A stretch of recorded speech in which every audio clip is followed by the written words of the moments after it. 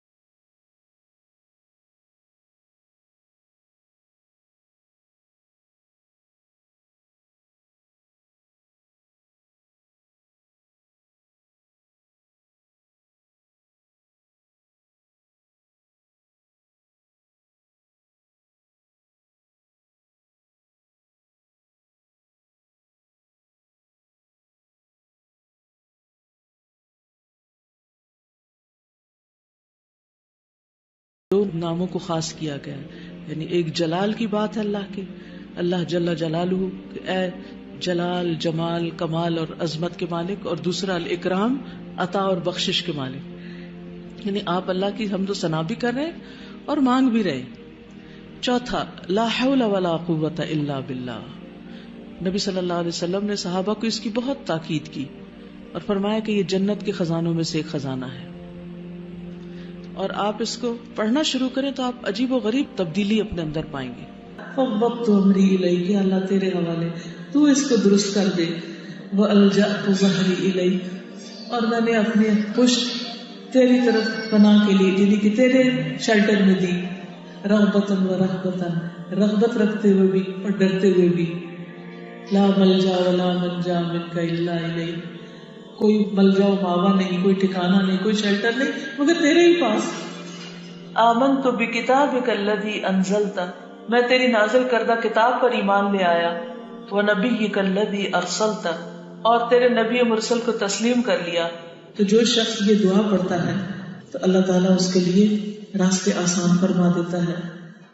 آپ صلی اللہ علیہ وسلم یہ دعا پڑھ کر سوتے تو صبح بیدار ہونے پر خیر کی دعا کرتے. جب آپ رات کو یہ دعا پڑھیں گے تو انشاءاللہ اگلا دن بہت خوبی اور بھلائی سے سٹارٹ ہوگا، نیکیوں کی توفیق ہوگی. آزما کے دیکھ لیجیے، رات کو سوتے وقت اس دعا کو پڑھنا نہ بھولیں. آپ یہ بھی کر سکتے کہ چھوٹے سائز کا اس کو چھپوا لیں اور اس کو اپنے بیڈ سائڈ کے پاس چپکا لیں، یا اس کا کوئی اسٹیکر یا کوئی ڈیکوریشن پیس کی طرح کا لکھنے کے لیے، اور پھر ہر روز رات کو پڑھ کے سوئیے. اس کو میں دوبارہ پڑھ دیتی ہوں دعا کو.